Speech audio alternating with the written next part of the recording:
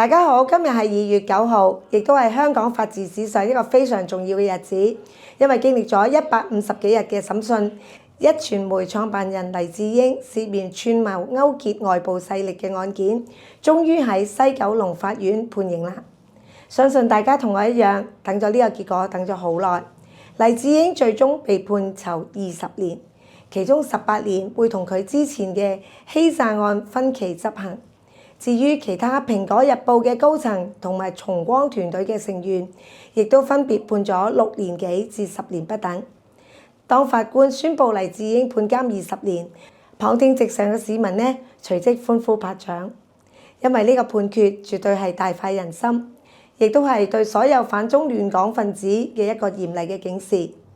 法官都講得好中肯，直指黎智英就係成個案嘅主腦，佢係各項串謀嘅幕後主腦同埋推動者。你睇翻案情，黎智英唔係單純辦報紙咁簡單，佢係利用咗《蘋果日報》作為一個政治平台，甚至係武器，去煽動市民對抗政府。佢利用咗國際人物，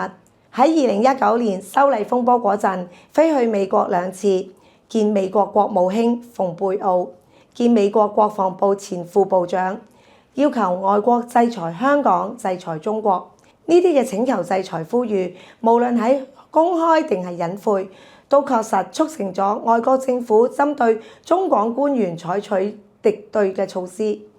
最離譜係國安法明明已經生效咗，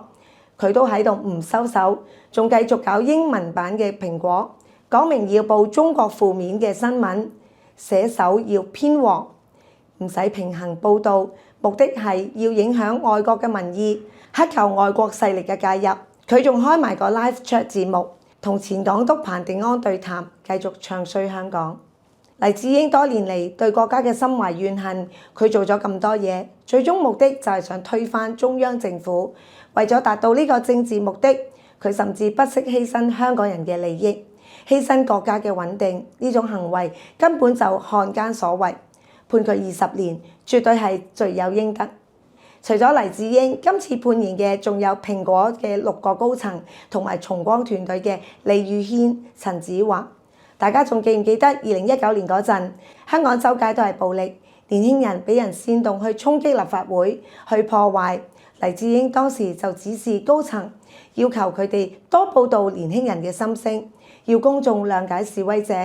其實就係變相鼓勵暴力。而嗰個所謂重光團隊更加係赤裸裸咁樣勾結外國勢力。黎智英喺背後出錢出力，教佢哋點樣做國際遊說，點樣搞資爆。李宇軒佢哋嗰陣仲整埋制裁名單交俾美國議員，好彩呢班人全部都認晒罪。今次判刑，前蘋果總編輯羅偉光、執行總編輯林文忠、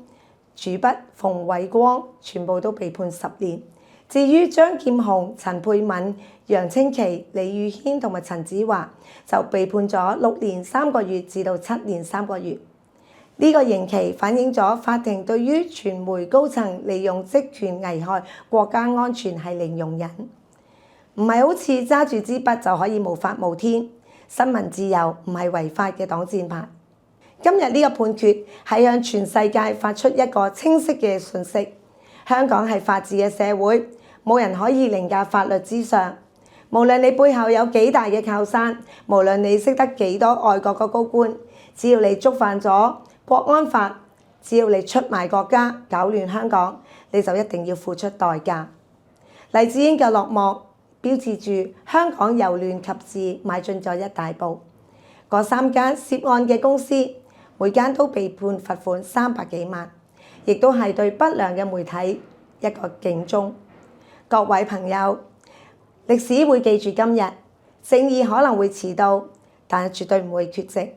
黎智英佢想攬炒香港，結果係攬炒咗自己，要喺獄中度過餘生。希望香港以後可以告別政治，以此為鑑，專心發展經濟民生。好多謝大家收睇呢條短片，希望大家記得 share、like 同埋俾啲 comment。下次再見。